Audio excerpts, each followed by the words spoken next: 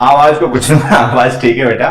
राम राम सभी को, good afternoon भी सभी को। आइए, तो आज का फिलहाल में हमारा टॉपिक है कंजंक्शन में कि the use of double conjunction in a sentence. इस तरीके के पेपर में क्वेश्चंस आते हैं और दोनों ही टाइप के आते हैं। ऐसे भी आते हैं जिनमें डबल कंजंक्शन यूज करना होता है और कुछ ऐसे भी आते हैं जिनमें डबल कंजंक्शन नहीं यूज करना होता है। ठीक है, और अब आप लोग मेरी बात सुन पा रहे होंगे, मुझे लगता है अब आप मेरी आवाज सुन पा रहे होंगे और क्लियरली आपको आवाज सुनाई पड़ रही होगी।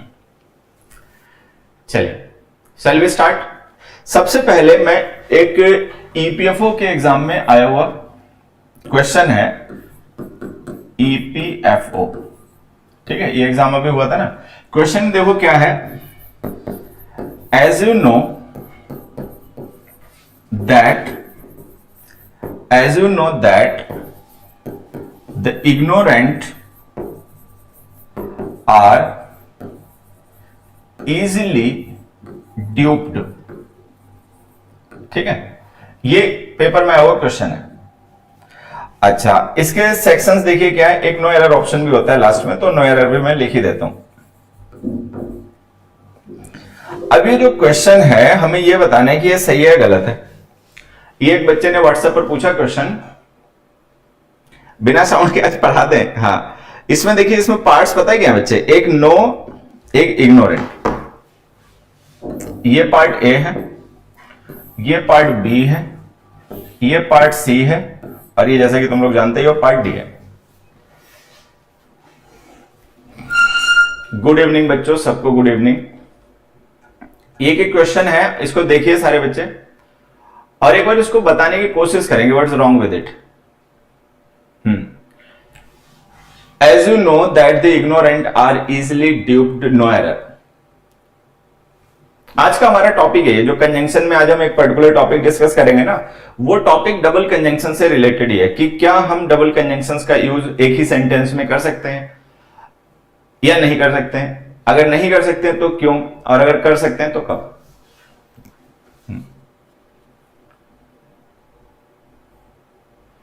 अब देखिए, मैं आपको बताता हूं, there are two ways to correct this sentence. इस सेंटेंस को ना करेक्ट करने के दो तरीके हैं बच्चों।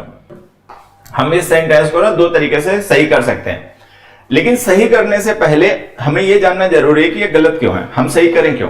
भाई कोई भी सेंटेंस है, मान लीजिए आप उसका करेक्शन कर रहे हो, ठीक है, तो अगर आप किसी सेंटेंस को करेक्ट कर रहे हो तो इसका मतलब वो सेंटेंस पहले गलत होगा, तो गलत होगा तभी आप उसको सही करोगे। तो अगर वो सेंटेंस गलत है तो उसमें क्या है गलत, मिस्टेक क्या है, ये भी हमें पता होना चाहिए। तो मैं आपको बताता हूं इस सेंटेंस में गलत क्या है। इस सेंटेंस में गलत यह है कि हमारे पास दो क्लॉजेस हैं। एक क्लॉज है यू नो, दूसरी क्लॉज है the ignorant are easily duped. इस सेंटेंस में हमारे पास क्लॉज हैं दो, एक क्लॉज ये है और एक क्लॉज ये है। अगर हमारे पास क्लॉजेस दो हों तो हमें एक कंजंक्शन की जरूरत पड़ती है दोनों को जोड़ने के लिए। ध्यान से देखोगे तो पाओगे कि यहां पर हमने दो दो कंजंक्शन लिख रखे हैं, एक एज भी लिख रखा है, एक एज भी कंजंक्शन है और दूसरा ये दैट भी कंजंक्शन है। तो इस सेंटेंस के गलत होने की वजह यह है कि हमारे पास क्लॉज दो हैं और हमने कंजंक्शन दो लिख दिए। नहीं, एज की जगह सच नहीं आएगा बेटा, ध्यान से सुनो। वो सच और एज वाला जो कंफ्यूजन है ना, वो भी मैं क्लियर कर दूंगा। वो भी कंजंक्शन का ही कॉन्सेप्ट है और उसको मैं कंजंक्शन में ही पढ़ाता हूं, वो भी आपका क्लियर हो जाएगा। बट उससे पहले ये समझना जरूरी है कि जो सेंटेंस हमारा गलत है, इसके गलत होने की वजह यह है कि हमारे पास क्लॉज दो हैं। यू नो एक क्लॉज है, the ignorant are easily duped. Duped का मतलब होता है चीटेड, ट्रिक्ड, कि जो इग्नोरेंट लोग होते हैं जिन्हें ज्ञान नहीं होता है। इग्नोरेंट का मतलब होता है वो नो लैक्स नॉलेज, जिसको नॉलेज नहीं है, ज्ञान नहीं है। ठीक है, तो इग्नोरेंट लोग जो होते हैं वो इजिली ड्यूप्ड हो जाते हैं, लोग उनको जल्दी से धोखा दे लेते हैं। ठीक है, तो ये क्लॉज है, ये क्लॉज है, दो क्लॉजेस हैं। कंजंक्शन एक आना चाहिए था, हमने कंजंक्शन दो लिख रखे हैं। ये एज भी कंजंक्शन है और दैट भी कंजंक्शन है। अब इस सेंटेंस को हम दो तरीकों से सही कर सकते हैं। ये तो कंफर्म हो गया गलत क्या है। गलत ये है कि भाई आपने दो क्लॉज के लिए कंजंक्शन दो लिख दिए, जो कि गलत होता है, क्योंकि अगर आपके पास क्लॉज दो होंगे तो कंजंक्शन एक आएगा। अब सही करने के दो तरीके हैं, या तो आप ये एज रिमूव कर दो और इस सेंटेंस को ऐसे लिख दो, you know that the ignorant are easily duped, या फिर वो आप दैट रिमूव कर दो, ये एज लिखा रहने दो। तो या तो हम इस एज को रिमूव करें, पार्ट ए करेक्ट करें, या हम उस दैट को रिमूव करें, पार्ट बी करेक्ट करें। है क्या कि एज और दैट दोनों है ना अलग अलग पार्ट में चले गए। एज अलग पार्ट में यूज हो रहा है, दैट अलग पार्ट में यूज हो रहा है। तो अगर हम एस को रिमूव करेंगे तो हमें आंसर कौन सा टिक करना पड़ेगा, ए, पार्ट ए को टिक करना पड़ेगा। अगर हम दैट को रिमूव करेंगे तो हमें कौन सा पार्ट टिक करना पड़ेगा, बी। तो इसमें हमारे दो आंसर्स हो सकते हैं, ए भी हो सकता है और बी भी हो सकता है। ऐसे केस में जब कभी आपको लगे, मैं बार बार बताता रहता हूं ये बातें, और एक बार ही लाइफ में सीखने वाली बातें होती हैं, बाकी हमेशा सबको ध्यान रखनी चाहिए। अगर कभी आपको ऐसा लगे कि एक सेंटेंस को दो तरीकों से सही किया जा सकता है और दोनों ही तरीके लॉजिकल हैं, ठीक है, तो करेक्शन हमेशा बाद वाला कीजिए। फिर से मैं बोल देता हूं, आई रिपीट माई सेल्फ, कभी अगर आपको ऐसा लगे कि एक सेंटेंस को दो तरीकों से करेक्ट किया जा सकता है और अगर हम दोनों ही तरीके से वो सेंटेंस करेक्ट करेंगे तो वो जो सेंटेंस बनेगा करेक्शन के बाद में वो लॉजिकल होगा और ग्रामेटिकल होगा। तो ऐसे कंडीशन में करेक्शन हमेशा बाद वाला करें। तो इस केस में हम क्या करेंगे, एस को रिमूव नहीं करेंगे, दैट को रिमूव करके इस सेंटेंस को सही करेंगे। तो हमारा आंसर क्या हो गया, पार्ट बी।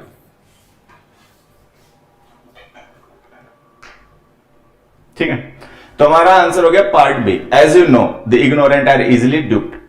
जैसा कि तुम जानते हो कि जो अज्ञानी लोग होते हैं, जो इग्नोरेंट होते हैं, ठीक है, उनको जल्दी से ट्रिक कर लिया जाता है, लोग उनको जल्दी ठग लेते हैं, बेवकूफ बना लेते हैं, और जो नॉलेजेबल होते हैं उनको नहीं बना पाते। खैर, ये तो चलो एक रिसेंट पेपर में आया हुआ क्वेश्चन था, तो मैंने इसको example as an example use कर लिया। अब हम आते हैं मेन पॉइंट पे। मेन पॉइंट हमारा क्या है, देखिए,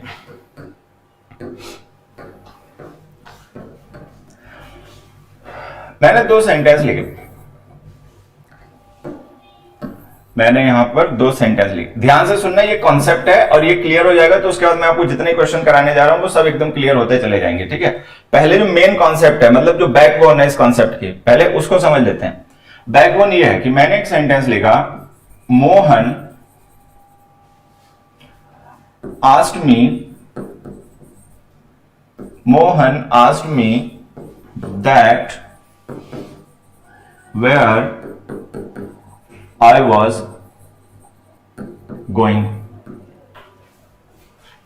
दूसरा सेंटेंस,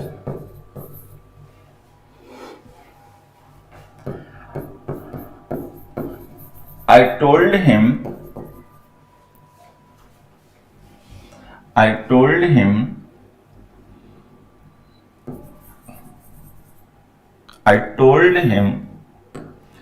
that I was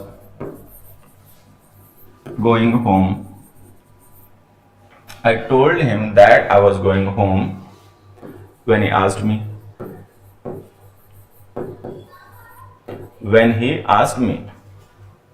तीसरा question,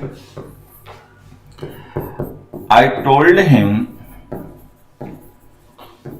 that when he asked me I was going home।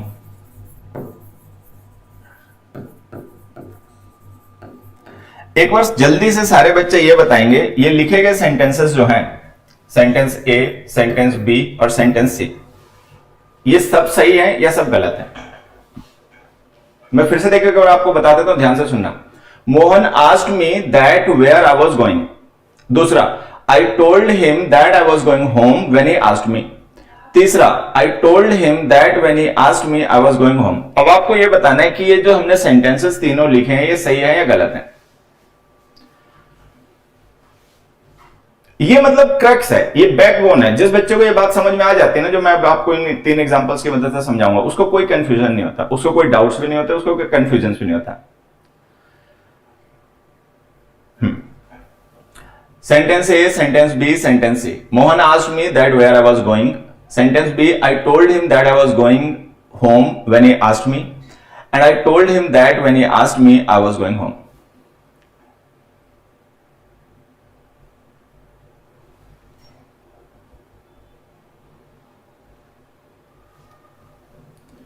हाँ, प्लेलिस्ट बच्चे अपनी बनी हुई है, आपने शायद ध्यान नहीं दिया होगा बेटा, प्लेलिस्ट ऑलरेडी अपनी है, already we have got a playlist. हमारे वीडियोस की ऑलरेडी प्लेलिस्ट है, आपने ध्यान से एक बार देखना चैनल पे। एक गलत है, कौन सा गलत है? A is wrong, B and C are right. हाँ, अब इसमें क्या होता है ना, अपने बच्चे होते हैं थोड़े सीधे साधे, वो क्या याद कर लेते हैं, वो याद कर लेते हैं कि दैट के साथ वैन या वैन के साथ दैट नहीं आएगा।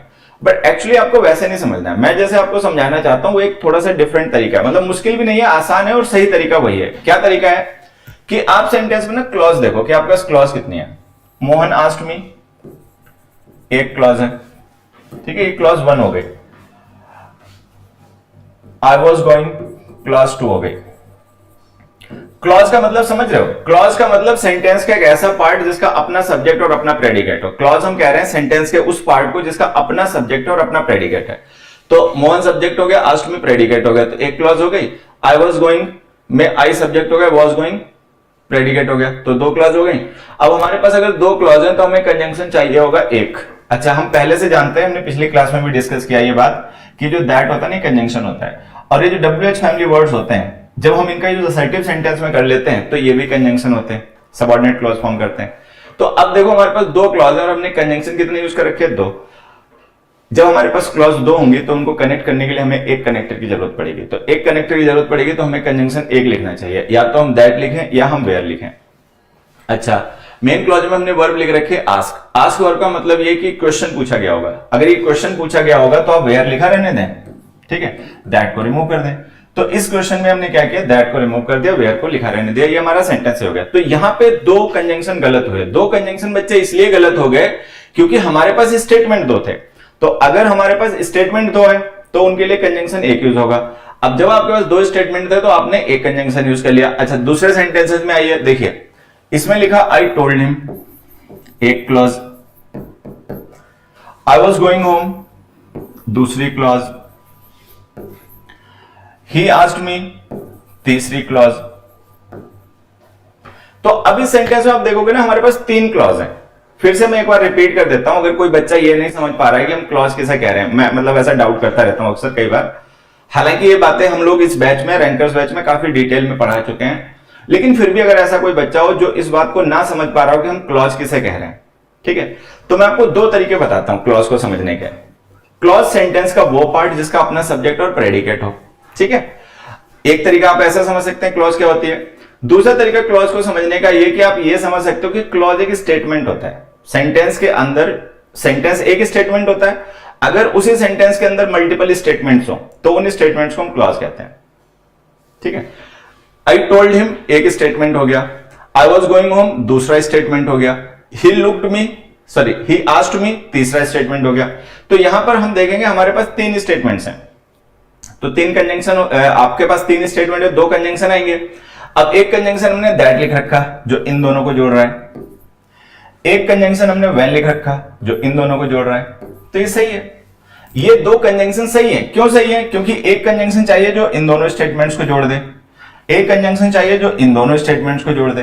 तो अगर हमारे पास स्टेटमेंट्स 3 है तो हमें कंजंक्शन 2 यूज करने पड़ेंगे।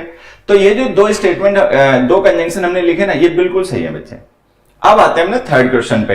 ये वो क्वेश्चन है जहां पर बच्चे गड़बड़ करना शुरू करते हैं, मतलब ये वाला है वो क्वेश्चन जो हमने सी लिखा है ना, आई told him that when he asked me I was going home. इसमें आके बच्चा गड़बड़ शुरू करता है। क्या गड़बड़ शुरू करता है?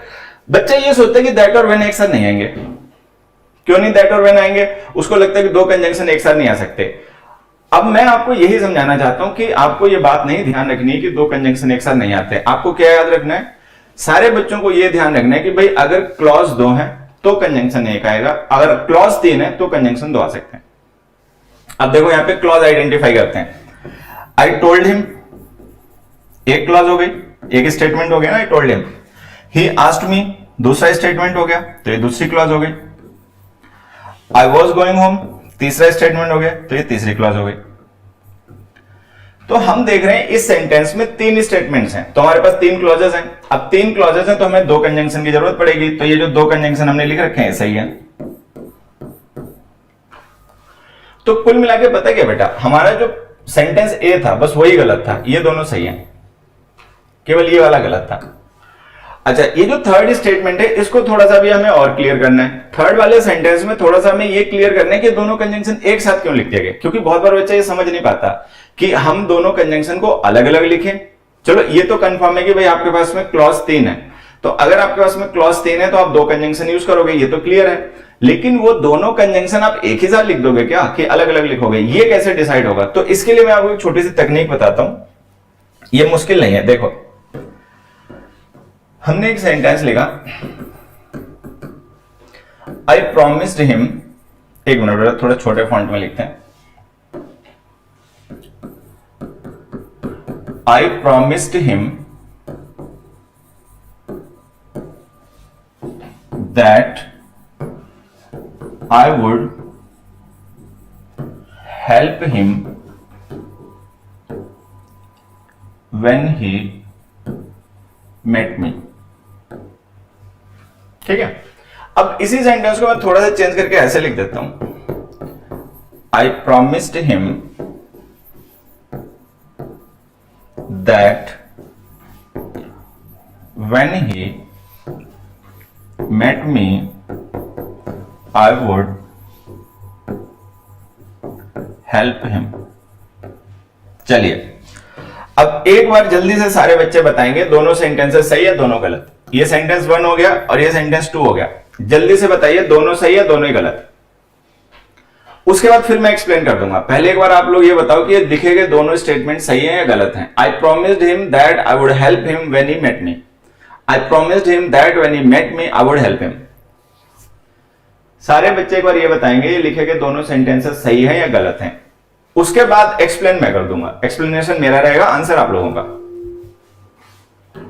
बी अ बिट क्विक, थोड़ा सा क्विक रहे। आज हमें काफी क्वेश्चंस जो है प्रैक्टिस के वो डिस्कस करने हैं। We have a lot of questions today, very important questions, बड़े इंपॉर्टेंट क्वेश्चंस हैं जो आज हमें डिस्कस करने हैं। एक बार जल्दी से बस ये हम बेसिक्स मतलब कॉन्सेप्ट का जो बेसिक है इसको समझ लें।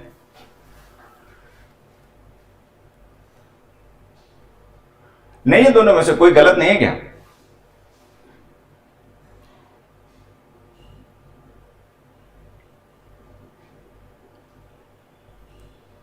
बोथ आर राइट, रियली, सच में? First right second wrong. तुम्हें तो मैं ढूंढ रहा था बेटा, तुम्हारी तो तलाश हो रही थी इसीलिए तो क्वेश्चन लिखे गए थे।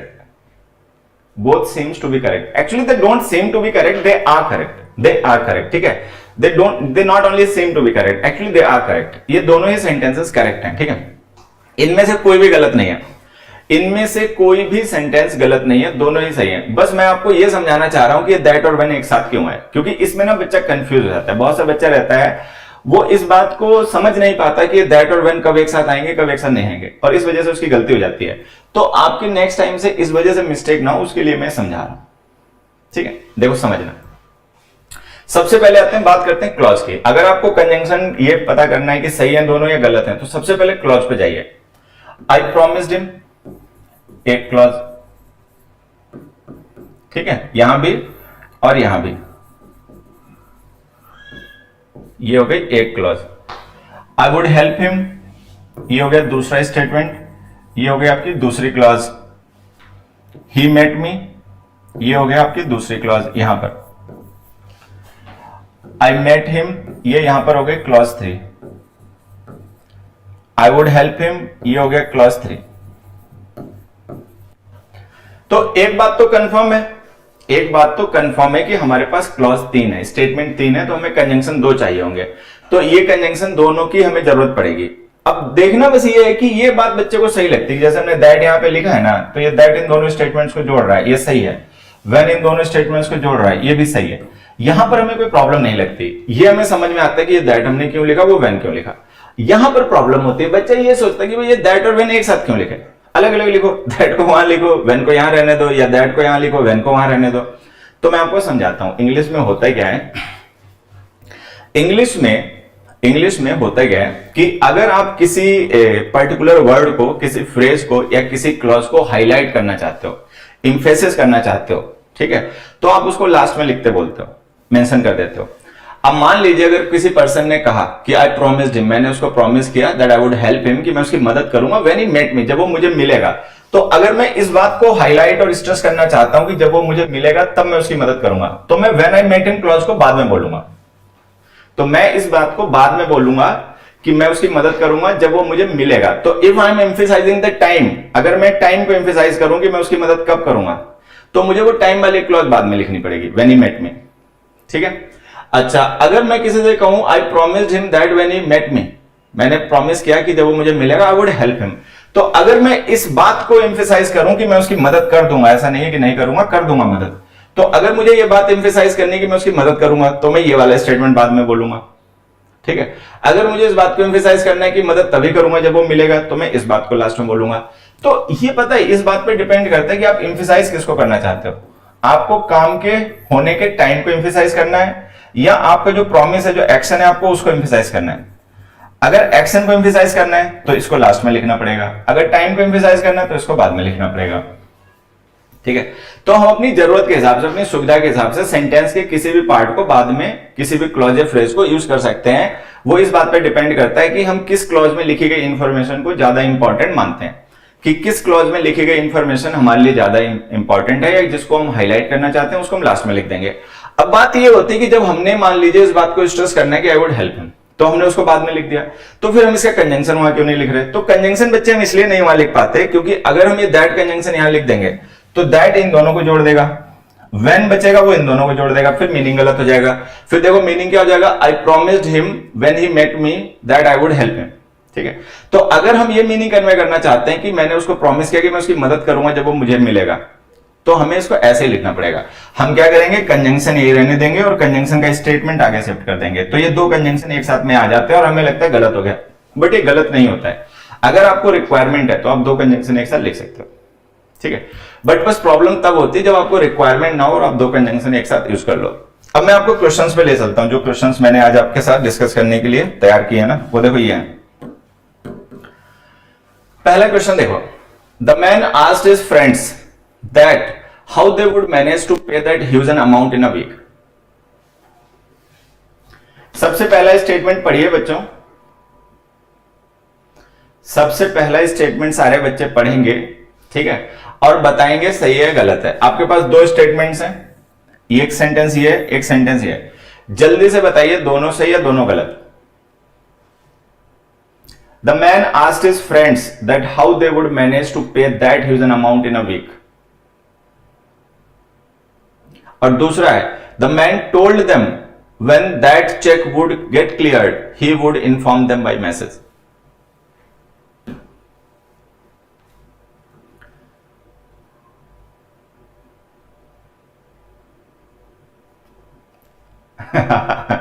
असल में मैं क्वेश्चन ना थोड़ा सा देखो, मेरी अपनी एक फिलॉसफी है, मैं सही बताऊं, the time I used to learn, जब मैं पढ़ा करता था, पढ़ाई लिखाई करता था, मतलब स्टूडेंट था, मेरी एक शुरू से फिलॉसफी रही। मेरे एक सर थे, उन्होंने मुझे एक बड़ी अच्छी बात समझाई, मतलब बात अच्छी होती है, सारे समझाते भी हैं, कुछ को समझ में आती है, कुछ को नहीं आती।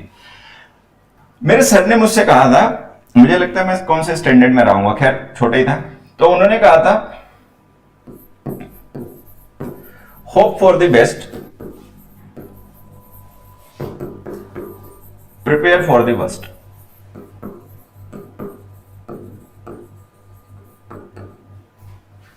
ठीक है, मैं तो ऐसे मतलब ईश्वर की कृपा ही कहूंगा कि ऐसे अच्छे टीचर्स मुझे मिल गए, ठीक है। जब मैं पढ़ता था स्कूल कॉलेज में, हमें ऐसे अच्छे टीचर्स मिल गए जिन्होंने हमें मतलब अपना सब्जेक्ट सिखाने के अलावा ना जिंदगी जीने का लहजा भी सिखाया, कि कैसे चीजों को देखना है, कैसे समझना, मतलब क्या पढ़ना है वो एक अलग चीज है, कैसे पढ़ना है, किस तरीके से लाइफ में चलना है, ये भी उन्होंने सिखाया। तो ये मतलब गॉड ग्रेस ही कह सकता हूँ, ईश्वर की कृपा रही हमारे ऊपर, ठीक है, कि हमें ऐसे टीचर्स मिल गए जिन्होंने हमें ढंग, शऊर, तमीज भी सिखाई, ठीक है। मीठा नहीं बोलते थे वो लोग, मतलब लल्लो बच्चों जैसे नहीं करते थे, हमें खुश करने वाली कोई बात नहीं कहते थे, लेकिन तमीज सिखाते थे, शऊर सिखाते थे। थोड़े देखने में रूखड़ लगते थे, कड़वे लगते थे, लेकिन थे बड़े जेन्युइन पर्सन, ठीक है। तो हमारे टीचर एक थे, वो हमें कहा करते थे, साइंस पढ़ाते थे शायद, ठीक है, तो हमसे कहते थे hope for the best, prepare for the worst. उम्मीद ये करो कि सब कुछ अच्छा होगा, ठीक है, मान के ये चलो कि सब कुछ आपके साथ सबसे अच्छा होगा, आपके सबसे पहली रैंक आएगी, आपकी मनपसंद नौकरी आपको मिलेगी, मान के ये चलो, ठीक है, स्पिरिट्स हाई रहेंगी, लेकिन तैयारी करो कि अगर सबसे खराब हो गया तब क्या करोगे। तो यही मेरी मतलब फिलॉसफी है, जब मैं पढ़ता रहा तब भी, और जब मैं आप पढ़ाने लग गया हूं तब भी, मैं हमेशा इसी बात को दिमाग में रख के हमेशा अपने लेक्चर्स प्लान करता हूं, इसी बात को रखकर मैं हमेशा अपना कंटेंट प्लान करता हूं कि बच्चे को हल्का तो आप पढ़ा दोगे, ठीक है, अलग बात है, लेकिन उसको वर्स्ट सिनेरियो के लिए तैयार करो, उसको उस सिनेरियो के लिए तैयार करो जिसमें लोगों के ना मतलब चुटिया खड़ी हो जाती है, उनको कुछ समझ में नहीं आता क्या करें बे, ठीक है। तो मैं उस सिनेरियो के लिए बच्चे को पढ़ाना चाहता हूं, आसान आएगा तो आप भी करोगे, सब भी करेंगे, ठीक है, आसान क्वेश्चन आ जाएगा, आसान लेवल आ जाएगा, तो ऐसा नहीं कि तुम ही कर लोगे, सारे कर लेंगे, क्योंकि आसान सब कर लेते हैं, ठीक है। लेकिन जो क्वेश्चंस आपको दूसरों से अलग बनाएंगे, जो क्वेश्चंस आपको आउटस्टैंडिंग बनाएंगे, जो क्वेश्चंस आपको नौकरी वाली लिस्ट में डाल देंगे, ठीक है, वो क्वेश्चंस तैयार करने बहुत जरूरी है, वहां पे गलती नहीं होनी चाहिए। इजी इजी पढ़ते रहोगे वो एक अलग चीज है, वो सब पढ़ लेते हैं, इजी वाले क्वेश्चन सारा बच्चा ही कर लेता है, सभी कर लेते हैं। नौकरी फिर कौन पाते हैं? नौकरी वो पाते हैं जिन्होंने कुछ एक्स्ट्रा, दूसरों के मुकाबले कुछ एक्स्ट्रा कर लिया होता है। मैं उस एक्स्ट्रा के लिए बच्चों को अपने पढ़ाना चाहता हूं, ठीक है। मेरी कोशिश होती है बच्चों को उस एक्स्ट्रा के लिए पढ़ाओ, वो जो एक्स्ट्रा नंबर होते हैं ना, जिनसे नौकरी मिलती है और नहीं मिलती है। जैसे मैंने देखा बहुत बार बच्चा कहता है सर 2 नंबर से रह गया, 1 नंबर से रह गया, 5 नंबर से रह गया, 8 नंबर से रह गया, आधे नंबर से रह गया। तो वो जो एक्स्ट्रा था ना, उसके लिए तुमने थोड़ी सी कोशिश में मतलब हीला वाली कर दी। मैं उस एक्स्ट्रा के लिए पढ़ाना पसंद करता हूं, ठीक। तो मेरी कोशिश ये होती है, मान के चलो पेपर आसान आएगा, ठीक है, आ जाएगा तो बल्ले बल्ले, ठीक है। हालांकि बस आसान में एक दिक्कत होती है, जब आसान आ जाता है ना तो सबके लिए आसान होता है, लेकिन जब मुश्किल आ जाता है तो वो सबके लिए आसान नहीं होता। मुश्किल पेपर उन्हीं के लिए आसान होता है जिन्होंने उसके लिए तैयारी कर ली है। तो आसान पेपर सबके लिए आसान होता है, आसान क्वेश्चन रहेगा तो सबके लिए आसानी रहेगा। मुश्किल वाला जो है ना, वो उसी को आसान लगेगा जिसने उस लेवल की तैयारी की है। देखो अब ये जो क्वेश्चन है समझना, the man asked his friends that how they would manage to pay that huge an amount in a week. मैंने आपसे कहा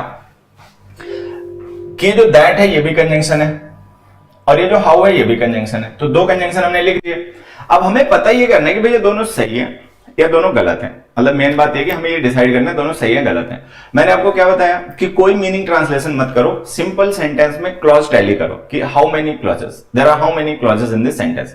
आप क्लॉज टैली कर लोगे तो अपने आप पता चल जाएगा। अब देखो, आ जाओ क्लॉज देखते हैं कि कितनी क्लॉज है इसमें। देखिए ध्यान से देखना, the man asked his friends, एक क्लॉज हो गई, द मैन सब्जेक्ट हो गया, आस्क्ड हिज फ्रेंड्स उसका प्रेडिकेट हो गया। फिर उसके बाद में देखो, दे सब्जेक्ट है, would manage to pay verb है, मतलब एक्चुअल में वुड मैनेज वर्ब है, टू पे इन्फिनिटिव है, ठीक है, लेकिन वो उसी वर्ब फ्रेज का पार्ट है। That huge an amount in a week, ये पे वर्ब का ऑब्जेक्ट है। तो कुल मिला के यहां से लेकर यहां तक जो पूरा स्टेटमेंट हमने लिखा ना, ये 2 स्टेटमेंट नहीं है, ये एक ही स्टेटमेंट है, तो एक क्लॉज 2 हो गई। यही हुआ ना। तो हम देखें यहां पर करेक्ट इनमें से कोई भी नहीं है। मजे की बात यह है, तुम्हें लगे कोई भी बच्चों, तुम्हें इन दोनों में से कोई भी स्टेटमेंट करेक्ट लगे वो एक अलग बात है, बट है एक भी नहीं, दोनों ही गलत हैं। बस वो तुम्हें समझने के लिए थोड़ा सा टाइम लगेगा, क्योंकि अभी तुम उस लेवल से नहीं देख रहे हो जिस लेवल से मैं समझाना चाहता हूं, जो लेवल मैं यूज कर रहा हूं समझाने के लिए, जिस लेवल से मैं आपको चीजें दिखाना चाहता हूं, अभी तुम उस लेवल पे हो नहीं। अभी आ जाओगे ना, आ जाओगे, धीरे धीरे आ जाओगे उस लेवल पे। हमने 2 महीने मेहनत की ना, रैंकर्स बैच में हम इतने दिन से चिल्ला चिल्ला के पढ़ा रहे हैं, ठीक है, इतना टेक्निकल तरीके से तैयार किया है, तो अब उसका फायदा मिलने का टाइम आया ना, ठीक है। तो ये तो भूल जाओ इनमें से कोई सही है, सही दोनों ही सेंटेंसेस गलत हैं, both the sentences are wrong, दोनों गलत सेंटेंस हैं। अब हमें इन्हें सही करना है, तो सबसे पहले हमें ये डिसाइड करना है कि भाई गलत क्यों है। भाई मैं हमेशा कहता हूं कि किसी भी सेंटेंस को सही करने से पहले ये जरूर पता करो कि गलत है क्यों। मैं देखता हूं कि हमारे बहुत से बच्चे ऐसे होते हैं जो सेंटेंस को सही करने तो दौड़ पड़ते हैं, बट ये पता नहीं लगाते भाई तुम सही करने क्यों आ गए, गलत क्या था यहाँ पे, क्या सही करने आए हो तुम, ठीक है। तो ये जानना बहुत जरूरी है कि गलत क्या है, वही तो हमें सीखना होता है। तो अगर आपको एक बार ये पता चलेगा कि गलत क्या है, तो फिर सही करना तो चुटकियों का काम होता है। मेन दिक्कत तो ये कि पता तो चले गलत क्या है। तो ये जो हमारा स्टेटमेंट है ना, इसमें मिस्टेक क्या होगी कि हमारे पास स्टेटमेंट 2 है। The man asked his friends एक स्टेटमेंट है, they would manage to pay that huge an amount in a week, कि वो कैसे मैनेज करेंगे उतना बड़ा अमाउंट पे करना एक हफ्ते में, ये दूसरा स्टेटमेंट है। अब स्टेटमेंट 2 है तो कंजंक्शन 1 आएगा, तो या तो दैट लिख दो या हाउ लिख दो। अब चूंकि यहाँ पे आस्क वर्ब लिखी हुई है तो इसका मतलब ये ओरिजिनली एक क्वेश्चन रहा होगा। अगर ये ओरिजिनली क्वेश्चन रहा होगा तो हाउ लिखा रहने दो, दैट रिमूव कर दो, ये आंसर है, ठीक है। तो ये सेंटेंस हो गया सही। अब दैट को हटाइए और सेंटेंस सही हो जाएगा। The man asked his friends how they would manage to pay that huge an amount in a week. 2 statement एक कंजंक्शन, स्टेटमेंट 2 है तो कंजंक्शन 1 आएगा। अब आते हैं सेकंड में। सेकंड में लिखा हुआ the man told them when that check got cleared he would inform them by message. अब देखो इसमें आ जाओ, द मैन टोल्ड देम एक स्टेटमेंट का मतलब एक क्लॉज, एक क्लॉज हो गई। दैट चेक गॉट क्लियर्ड, कि जब वो चेक क्लियर हो जाएगा, ये स्टेटमेंट हो गया टू। अच्छा, यहां पे सारे बच्चे ध्यान रखेंगे, दैट कंजंक्शन नहीं है, ये चेक के साथ में लिखा गया डिटर्मिनर है, ये चेक नाउन है, डिटर्मिनर है, और दैट कंजंक्शन नहीं है, दैट वहां पे डिटर्मिनर है। तो हमारे पास दो स्टेटमेंट हो गए, द मैन टोल्ड देम एक, दैट चेक गॉट क्लियर दो, ही would inform them by message, वो उन्हें मैसेज से इन्फॉर्म कर देगा, जब चेक क्लियर हो जाएगा तो उन्हें इन्फॉर्म कर देगा। ये हो गया क्लॉज 3।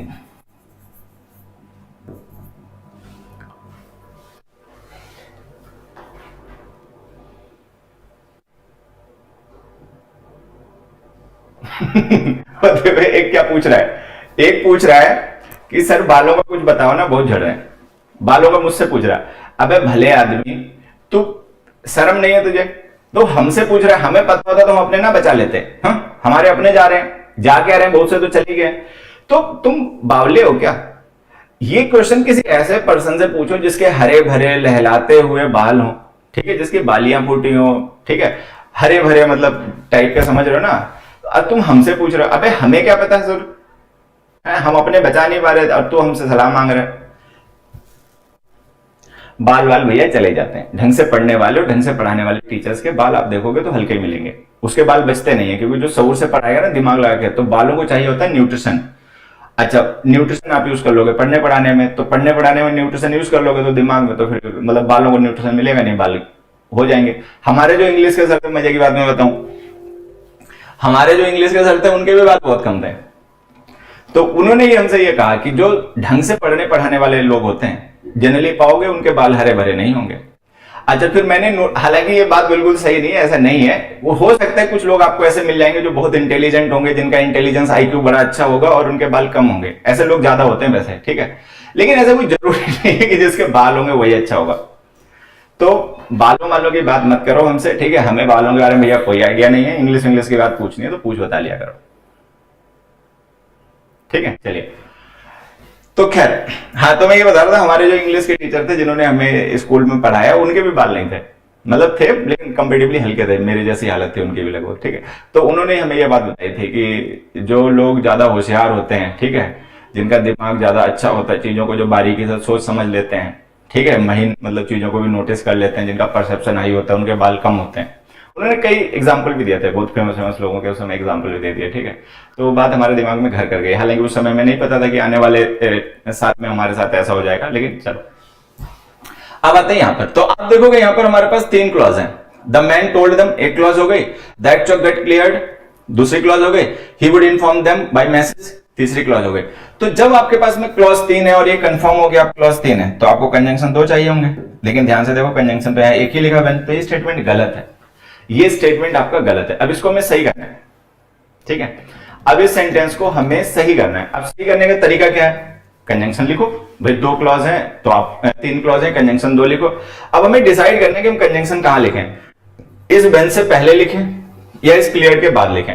तो ध्यान से देखो, ये जो when that check got cleared है ना, ये जो टाइम है, ये टाइम इसका है, इस एक्शन का टाइम है। ही would inform them by message, कि वो उन्हें मैसेज से इन्फॉर्म करेगा। कब मैसेज से इन्फॉर्म करेगा? When that check got cleared, जब वो चेक क्लियर होगा तब इन्फॉर्म करेगा। तो ये जो वेन के साथ लिखा गया टाइम है बच्चे, ये वेन के साथ लिखा गया पूरा जो टाइम है ना, वो इस एक्शन के होने का टाइम है। तो इसका मतलब ये जो वेन है ना, वो इन दोनों क्लॉज को जोड़ने वाला कंजंक्शन है। तो हमें एक ऐसा कंजंक्शन लिखना पड़ेगा जो इन दोनों को जोड़ दे। अब इन दोनों को जोड़ने के लिए अगर तुम कंजंक्शन लिखोगे ना, तो वो कंजंक्शन यहीं पे लिखना पड़ेगा, तो यहां पे लिख दो दैट। तो ये आंसर है। तो हम इसको ऐसे लिखेंगे, the man told them that when that check got cleared he would inform them by message. तो यहाँ पे देखो दो कंजंक्शन एक साथ आ गए, वहां पे गलत हो गए, वहां पे इसलिए गलत हो गए क्योंकि क्लॉज दो थी, यहाँ पे इसलिए सही हो गए क्योंकि क्लॉज थी।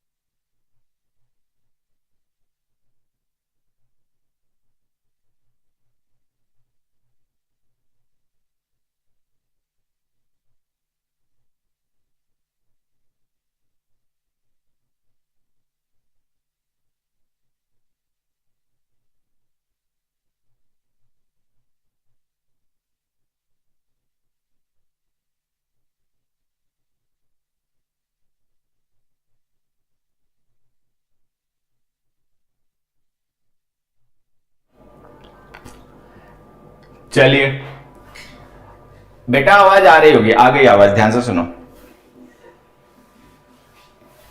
अब आवाज आ रही होगी, जल्दी से सारे बच्चे एकदम ये बताएंगे कि ये दोनों लिखे गए सेंटेंसेस जो हैं,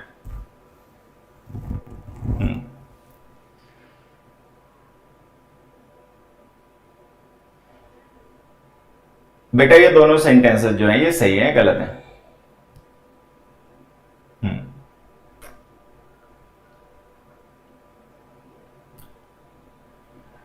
अब वॉइस आ गई होगी, बच्चे तो सुनते धुनते भी नहीं है।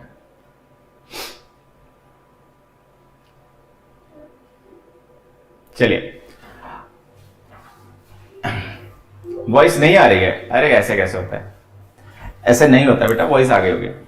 प्लीज रिपीट रिपीट रिपीट तो करना नहीं है। एक्चुअली अभी हमें क्या करना है, ये जो दो सेंटेंस लिखे हैं ना, इन सेंटेंसेस को पढ़ो और ये बताओ ये दोनों सेंटेंसेस सही है या गलत हैं, और अगर गलत हो तो दोनों को सही करना है। अच्छा थोड़ी सी मदद मैं तुम्हारी कर देता हूं, ये दोनों ही गलत हैं, मतलब बस इतनी मदद बहुत होती है वैसे, लेकिन फिर भी चलो मैंने कर दी तुम्हारी इतनी मदद। बोथ आर करेक्ट नहीं भैया, दोनों ही गलत है, दोनों ही गलत हैं। दिमाग लगाओगे, थोड़ा सोचोगे, थोड़ा समझोगे तो जान जाओगे। Both these sentences are incorrect.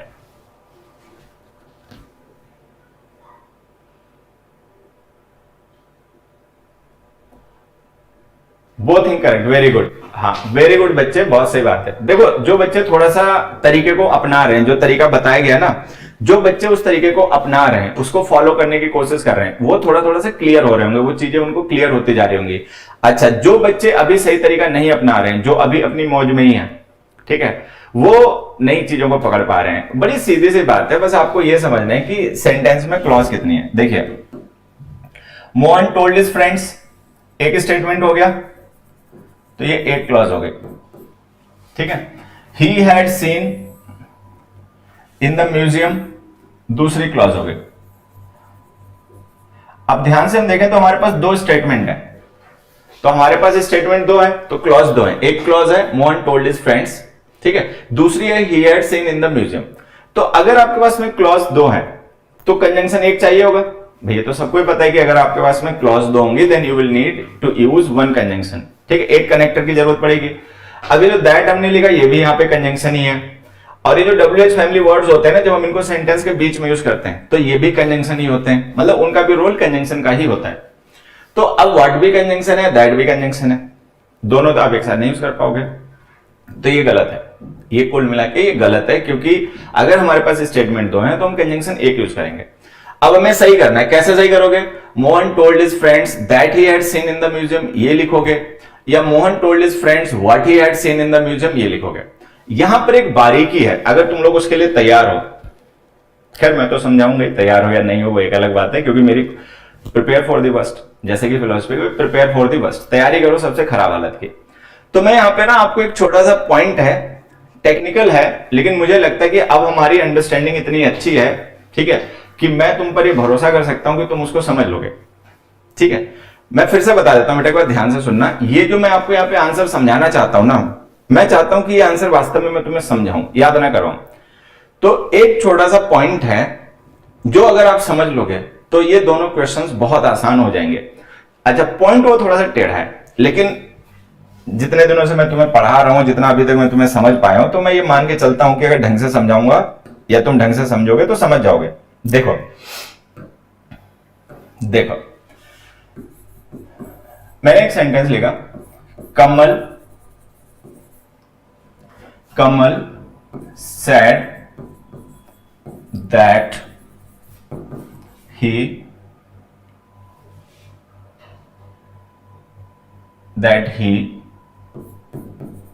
know the answer, ठीक है। दूसरा, कमल said what he, एक मिनट, नो को न्यू कर लेना बेटा, मेन क्लॉज हमने पास्ट में लिख दी ना, that he new the answer और दैट ही न्यू। और एक छोटा सा काम और कर लेते हैं, ये द आंसर हटाते हैं, इतना बड़ा लिखने की कोई जरूरत नहीं है, सिंपली इट लिख देते हैं। एक छोटा सा क्वेश्चन है, सारे बच्चे बताएंगे, क्या ए और बी दोनों ही स्टेटमेंट सही है गलत है?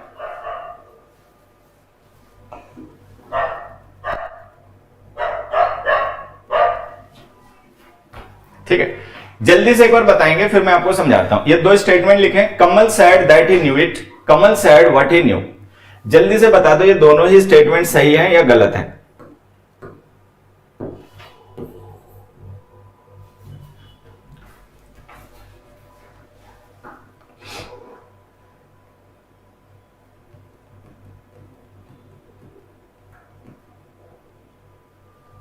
केवल ये बताना तुम्हें सही है दोनों या गलत है, और अगर इनमें से कोई गलत है तो उसको कैसे सही करना है। सेकंड इज रॉन्ग, चलो भाई किसी बच्चे ने कहा भाई सेकंड वाला गलत है, डॉग बोल रहा है। आप घर से आजकल पढ़ा रहे हैं, स्टूडियो तो जाते नहीं है, ठीक है, घर से ही अपने पढ़ा देते हैं, तो घर से पढ़ा रहे हैं, पीछे सर्विस लेना है, ठीक है, मकान के पीछे सर्विस लेना है, सर्विस लेने में कुत्ते उत्ते घूम रहे होंगे, चलो कोई नहीं, उससे क्या लेना देना तुम्हें। सही है दोनों, both right, A correct be wrong. अच्छा, कुछ बच्चे अपने ऐसे हैं जो ए को करेक्ट मान रहे हैं बी को नहीं मानना चाह रहे, खैर इनके साथ में कुछ होगी, कुछ ऐसा लग रहा होगा बी गलत है। अब मैं बताता हूं, दोनों सही है, ये दोनों ही सेंटेंसेस बच्चे सही हैं, इनमें से कोई गलत नहीं है, दोनों ही सही हैं। बस हमें यह समझना है दोनों सही हैं, सही दोनों ही है, इनमें से कोई गलत नहीं है इन माय ओपिनियन। ओपिनियन तो ठीक है आपका, ओपिनियन के हिसाब से दोनों ही सही है।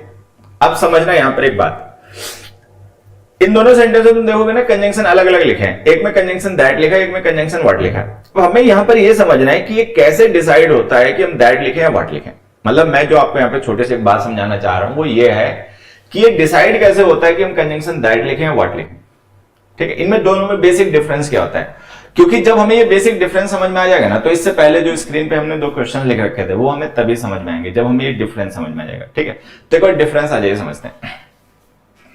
देखिए, ये जो दैट हमारा कंजंक्शन होता है,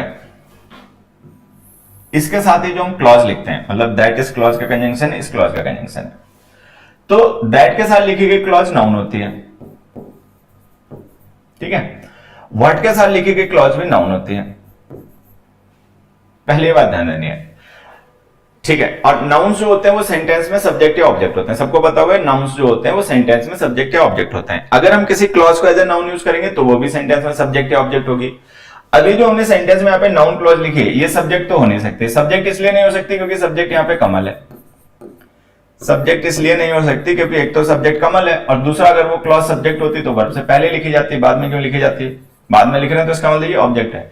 तो ये जो लिखी गई नाउन क्लॉज है ना, ये ऑब्जेक्ट है। मैं देखो फिर से बता रहा हूं, पॉइंट थोड़ा सा टेक्निकल है, लेकिन मैं तुम पे इतना भरोसा करता हूं कि समझ लोगे। ठीक है, इसलिए समझा रहा हूं। Kamal said that he knew it, तो दैट ही न्यू इट एक नाउन क्लॉज है जो इस सेड वर्ब का ऑब्जेक्ट है। Kamal said what he knew, what he knew जो है वो भी एक नाउन क्लॉज है और इस सेड वर्ब का ऑब्जेक्ट है। अब हमें यह समझना है कि अगर ये दोनों ही क्लॉजेज इस सेड वर्ब का ऑब्जेक्ट हैं और दोनों ही नाउन है, तो कंजंक्शन अलग अलग क्यों यूज हो गया? उसमें दैट यूज हो गया, इसमें व्हाट यूज हो गया, ऐसा हमने क्यों किया? ठीक है, तो इसके लिए देखो मैं बताता हूं ऐसा हमने क्यों किया। ये जो दैट होता है वर्ड, ये केवल एक कंजंक्शन होता है, ये केवल एक कंजंक्शन होता है। लेकिन जो व्हाट होता है हमारा प्रोनाउन, ये कंजंक्शन होने के साथ साथ में प्रोनाउन भी होता है। मतलब आप ये मान के चलिए कंजंक्शन होने के साथ साथ में ये प्रोनाउन भी होता है। ठीक है, तो ये जो वर्ड हमने लिखा ना, ये कंजंक्शन तो है ही, लेकिन उसके साथ साथ में ये प्रोनाउन भी है। ठीक, मैं सारे बच्चों की बात बताता हूं, आप में से ज्यादा जानते भी होंगे, जो नहीं जानते होंगे वो आज से जान जाओगे। व्हाट, विच, ये जो वर्ड्स हैं दोनों, ये कंजंक्शन भी होते हैं और साथ ही साथ में प्रोनाउन या डिटर्मिनर भी होते हैं। मतलब ध्यान रखना, प्रोनाउन या डिटर्मिनर भी होते हैं। हु और जो हुम होते हैं, अगर हम इनको कोई क्लॉज बनाने के लिए यूज करें तो ये कंजंक्शन भी होते हैं, साथ साथ में प्रोनाउन भी होते हैं। तो हु और हुम जो होते हैं, जब हम इनको क्लॉज बनाने के लिए यूज करते हैं तो कंजंक्शन के साथ साथ में प्रोनाउन का भी रोल प्ले करते हैं। व्हाट और विच जो होते हैं, जब हम इनका यूज सबऑर्डिनेट क्लॉज बनाने के लिए यूज करते हैं तो ये कंजंक्शन के साथ साथ में प्रोनाउन का, ये डिटर्मिनर का भी रोल प्ले करते हैं। अच्छा, उसके बाद में जो व्हेन है, वेयर है, व्हाई है और हाउ है, ये कंजंक्शन होने के साथ साथ में एडवर्ब्स भी होते हैं। तो ये जितने भी WH फैमिली वर्ड्स होते हैं, सारे बच्चे ध्यान रखेंगे, ये जितने भी WH फैमिली वर्ड्स होते हैं, जब आप इनको एज ए कंजंक्शन यूज करते हो, ठीक है, तो ये कंजंक्शन के साथ साथ में प्रोनाउन का या एडवर्ब का फंक्शन भी करते हैं। फिर से मैं बोल देता हूं, फिर से सारे बच्चे ध्यान से सुन लेंगे कि जब भी हम WH फैमिली वर्ड्स को एज कंजंक्शन यूज करते हैं किसी सेंटेंस में, तो वो कंजंक्शन के साथ साथ में या तो प्रोनाउन का या एडवर्ब का फंक्शन भी करते हैं। ठीक है, अब यहां आओ, ये जो वर्ड हमने लिखा है ना, ध्यान से देखो, इस न्यू वर्ब का ऑब्जेक्ट है ये जो वर्ब न्यू लिखे ना, इसका सब्जेक्ट ही हो गया, इसका सब्जेक्ट ही हो गया, और ये जो वर्ड है वो इस न्यू वर्ब का ऑब्जेक्ट है, और ये जो पूरी क्लॉज है वो इस सैड वर्ब का ऑब्जेक्ट है। अच्छा, यहां पे देखो क्या है, यहां पे न्यू वर्ब का सब्जेक्ट ही है, ऑब्जेक्ट इट है। ठीक, हमें यहां पर कोई सब्जेक्ट या ऑब्जेक्ट किसी प्रोनाउन की जरूरत नहीं, हमें केवल एक कंजंक्शन चाहिए जो इन दोनों कंप्लीट स्टेटमेंट्स को जोड़ दे। देखो हमारे पास एक स्टेटमेंट है कमल सैड, एक स्टेटमेंट है ही न्यू इट। तो जो ही न्यू इट हमारा स्टेटमेंट है ना, ये कंप्लीट स्टेटमेंट है, इसमें सब्जेक्ट भी है, वर्ब भी है, ऑब्जेक्ट भी है, मतलब हमें किसी प्रोनाउन की उसमें जरूरत नहीं है, तो हमने दैट लिख दिया। लेकिन यहां पे देखो, यहां पर अगर हम ही न्यू लिख देते हैं ना केवल, तो ये इनकम्प्लीट होता है। क्यों इनकम्प्लीट होता है? क्योंकि इसमें न्यू वर्ब का ऑब्जेक्ट मिसिंग है। तो हमें यहां पे एक ऐसा वर्ड चाहिए जो इस न्यू वर्ब का ऑब्जेक्ट भी बन जाए और इस दोनों स्टेटमेंट को जोड़ने के लिए कंजंक्शन का भी काम कर दे, तो हमने व्हाट लिख दिया। तो ये जो व्हाट होता है ना, ये कंजंक्शन होने के साथ साथ में प्रोनाउन भी होता है। ठीक है, और दैट जो होता है ये केवल एक कंजंक्शन होता है। तो कुल मिला के ये बातें मैंने समझानी क्यों शुरू की थी? ये बात समझानी मैंने इसलिए शुरू की थी कि हम कैसे डिसाइड करेंगे कंजंक्शन दैट लिखें या व्हाट लिखें। तो मैंने आपको उसके लिए बताया कि अगर आप जिस क्लॉज को जोड़ने जा रहे हो वो क्लॉज आपकी कंप्लीट है। कंप्लीट का मतलब उसमें किसी प्रोनाउन की रिक्वायरमेंट नहीं है, किसी सब्जेक्ट ऑब्जेक्ट की रिक्वायरमेंट नहीं है, तो आप दैट लिखो। लेकिन अगर उस क्लॉज में आपको किसी नाउन या प्रोनाउन की रिक्वायरमेंट है, किसी सब्जेक्ट या ऑब्जेक्ट की रिक्वायरमेंट है, तो फिर आप व्हाट लिखो। तो व्हाट का यूज हम तब करते हैं जब हमें उसी क्लॉज में, जिसके लिए हमने व्हाट का एज ए कंजंक्शन यूज किया है, सब्जेक्ट या ऑब्जेक्ट को भी यूज करना पड़े, तो हम व्हाट यूज कर लेते हैं। व्हाट क्या होता है? उस क्लॉज में लिखे गए वर्ब के लिए प्रोनाउन बन जाता है, ठीक है, और साथ ही साथ में कंजंक्शन बन जाता है। लेकिन अगर वो स्टेटमेंट कंप्लीट हो, जैसे ही न्यू इट एक कंप्लीट स्टेटमेंट था, तो हमने दैट लिख दिया। ही न्यू कंप्लीट स्टेटमेंट नहीं था, इसमें ऑब्जेक्ट मिसिंग था, तो हमने व्हाट लिख दिया। तो हम इस तरीके से दैट और व्हाट को डिसाइड करते हैं कि दैट लिखना है, व्हाट लिखना है। अगर स्टेटमेंट कंप्लीट है तो आप दैट लिखो, अगर स्टेटमेंट इनकम्प्लीट है, उसमें किसी सब्जेक्ट या ऑब्जेक्ट की रिक्वायरमेंट है, तो फिर आप व्हाट लिखो। ठीक है, अब जब ये बातें समझ में आ जाएंगी तो अपने क्वेश्चन पे आ जाओ वापस। ये है वो दोनों क्वेश्चन जिनको हमें डिस्कस करना था, ध्यान से देखो। Mohan told his friends that what he had seen in the museum. ठीक है, Mohan told his friends what he had seen in the museum was incredible. अब जल्दी से दोनों सेंटेंस पढ़ो, ठीक है, और ये बताओ ये सही है गलत, जल्दी से, टाइम ज्यादा नहीं लगाना है।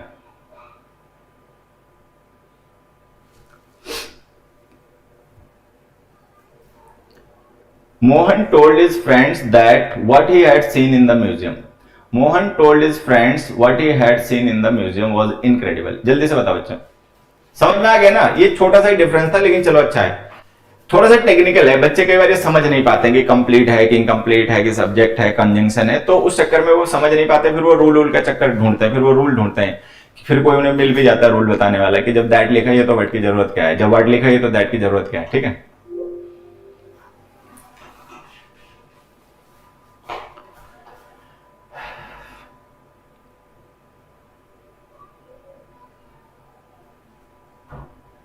आंसर बताओ बेटा जल्दी से। चलो अब देखो ध्यान से सुनना। मोहन टोल्ड हिज फ्रेंड्स, यहां तक आ गए, ये हो गई हमारी क्लॉज 1, ये एक स्टेटमेंट हो गया।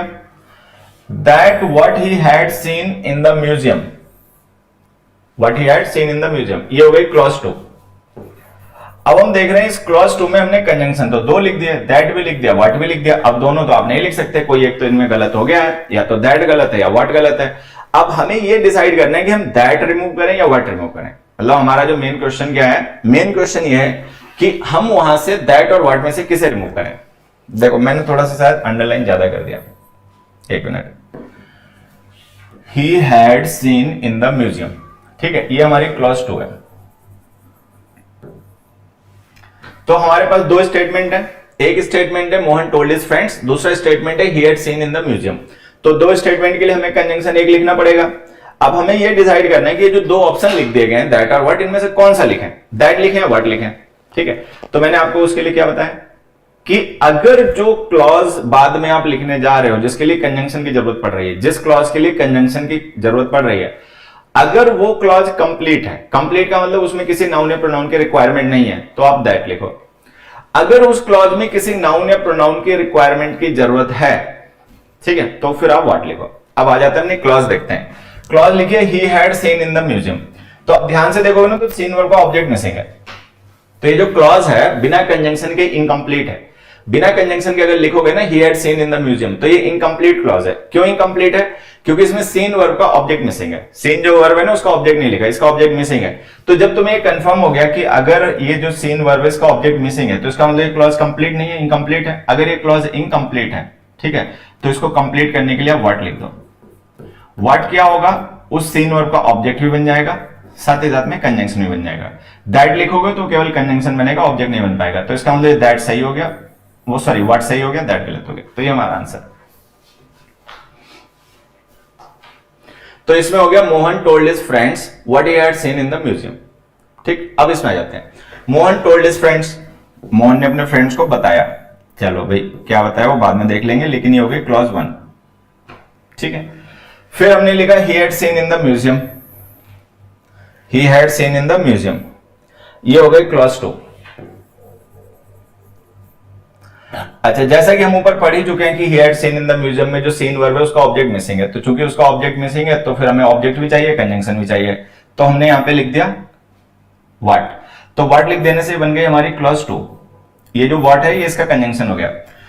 What he had seen in the museum, ये क्लॉज 2 कंप्लीट हो गई। लेकिन अब एक चीज ध्यान देना, यहां पे लिखा हुआ that was incredible, that was incredible. अब ये जो वाज इनक्रेडिबल हमने लिखा ना, ये केवल हमारे पास एक प्रेडिकेट रह गया और सब्जेक्ट मिसिंग है। तो ये जो वाज इनक्रेडिबल है किसको रेफर कर रहा है हमें ये बताना पड़ेगा। दैट लिखे या नहीं लिखे? Mohan told his friends what he had seen in the museum was incredible.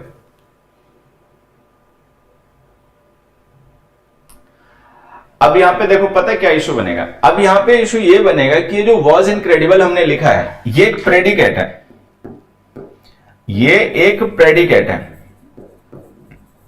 ठीक है, और इस प्रेडिकेट का सब्जेक्ट मिसिंग है। ध्यान से देखो, इसका सब्जेक्ट मिसिंग है। ये थोड़ा सा टेक्निकल पॉइंट है लेकिन मुझे लग रहा है कि तुम लोग समझ जाओगे।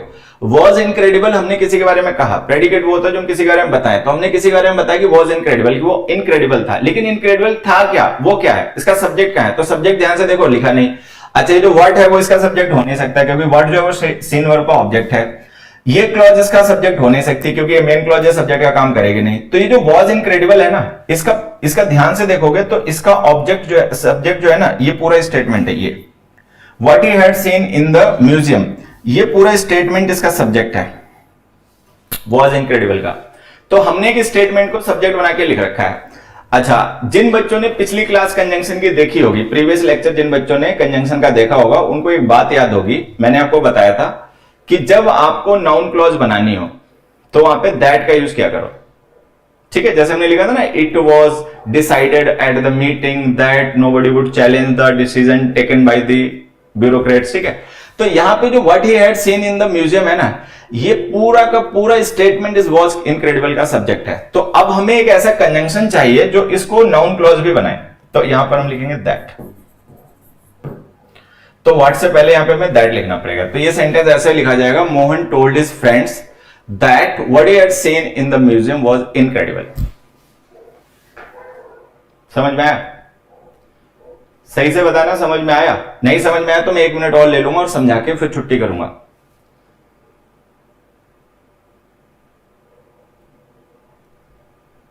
आपने जो समझाया ना अभी, उसके बाद लगता है यहां पर आना चाहिए। वो तो खैर अपने आप देखो आना चाहिए कि नहीं आना चाहिए। ये सेंटेंस समझ में आया कि नहीं आया बस ये बताओ, फिर उसके बाद में मैं छुट्टी कर दूंगा। टाइम हो गया 7 बज गए, मेरी 7:15 से अपर भी क्लास होती है।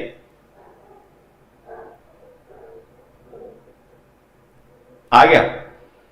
चलो मैं एक काम करता हूं, अभी 1-2 बच्चे अपने होंगे। देखो ज्यादातर बच्चे जो रेगुलर इन क्लासेस को अटेंड कर रहे हैं ठीक है, जो बच्चे रेगुलर इन क्लासेस को अटेंड कर रहे हैं, बीच में छुट्टी उट्टी नहीं कर रहे हैं, उनको तो ये चीज समझ में आ गई होगी, आई एम श्योर, ठीक है, क्योंकि इतना उनको पढ़ाया जा चुका है इस बैच में।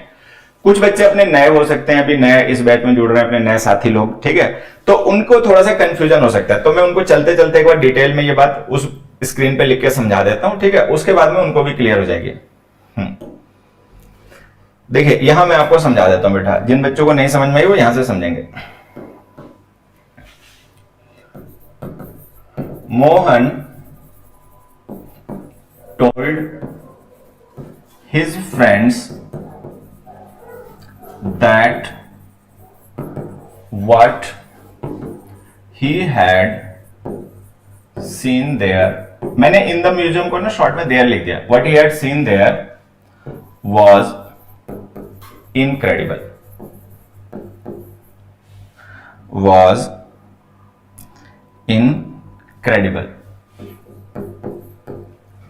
ठीक है। आप देखो समझना, मोहन सब्जेक्ट हो गया, टोल्ड वर्ब हो गई, his friends Mohan told verb का एक ऑब्जेक्ट हो गया। असल में टेल डाई ट्रांसिटिव वर्ब होते हैं, इसका दो ऑब्जेक्ट आते हैं, जैसे हमने लिखा Mohan told his friends the secret, जैसे हमने लिखा Mohan told his friends the secret, तो यहां पे देखो टोल्ड वर्ब होते हैं ना, इसका दो ऑब्जेक्टिव्स होते हैं, जैसे हमने लिखा Mohan told what did he tell, तो व्हाट का रिप्लाई आ गया सीक्रेट, तो व्हाट का रिप्लाई होने की वजह से ये ऑब्जेक्ट हो गया। होम का रिप्लाई आ गया हिज फ्रेंड्स, जैसे ही told the secret whom did he tell, तो होम का रिप्लाई आ गया फ्रेंड, तो ये भी ऑब्जेक्ट हो गया। तो टेल वर्ब के साथ ना दो ऑब्जेक्टिव्स होते हैं, सारे बच्चे ध्यान रखेंगे। अब एक ऑब्जेक्ट तो हिज फ्रेंड्स हो गया, तो दूसरा ऑब्जेक्ट इसका कहां है, दूसरा भी तो कोई ना कोई ऑब्जेक्ट होगा, तो इसका जो दूसरा ऑब्जेक्ट है ना, ये पूरा का पूरा दूसरा ही ऑब्जेक्ट है, ये ऑब्जेक्ट 2 हो गया। तो ये टोल्ड वर्ब के दो ऑब्जेक्ट हो गए, एक हो गया हिज फ्रेंड्स और एक हो गया that what he had seen there was incredible, ये दूसरा हो गया। अच्छा, अभी जो दूसरा ऑब्जेक्ट है ये खुद पूरा एक स्टेटमेंट है। इस स्टेटमेंट देखो क्या कहानी है, इस स्टेटमेंट में कहानी ये है कि व्हाट ही हैड सीन जो हमने लिखा है, व्हाट ही हैड सीन, इसमें वर्ड सब्जेक्ट हो गया, सॉरी ऑब्जेक्ट है ये सीन वर्ब का, ये ऑब्जेक्ट हो गया, ही सब्जेक्ट हो गया, हैज सीन वर्ब हो गई, हेड लिख देना पास्ट है, तो हेड सीन वर्ब हो गई, ही सब्जेक्ट हो गया, व्हाट इसका ऑब्जेक्ट हो गया, तो व्हाट तो इसके साथ एडजस्ट हो गया सीन वर्ब के साथ में, तो ये यहां तक स्टेटमेंट हो गया कंप्लीट। लेकिन अब चूंकि ये स्टेटमेंट जो है इसके अलावा एक स्टेटमेंट और भी लिखा हुआ वाज इनक्रेडिबल, तो उसके लिए हमने कंजंक्शन दैट लिख दिया। तो ये स्ट्रक्चर है सेंटेंस का, ठीक है। चलो बाकी इसको अच्छा अपना रिवाइज कर लेना, और ये जो डबल कंजंक्शन का यूज आज हमने डिस्कस करना स्टार्ट किया, इसी को हम कल की क्लास में भी डिस्कस करेंगे, मतलब कल भी हमारे यही कॉन्सेप्ट चलते रहेंगे। अभी थोड़ा सा बड़ा टॉपिक है, इस पे और भी टाइप के क्वेश्चंस आते हैं, वो भी मैंने आपके साथ डिस्कस करने बाकी रह जाते हैं, तो उनको हम कल डिस्कस करेंगे, ठीक है। बाकी सभी अपना पंक्चुअल रहिए, रेगुलर रहिए, और मेहनती तो तुम लोग हो ही, ऑब्वियस बात है, ठीक है। तो आज के लिए बाय एवरीबॉडी, थैंक यू, फिर आप लोगों को मिलते हैं कल।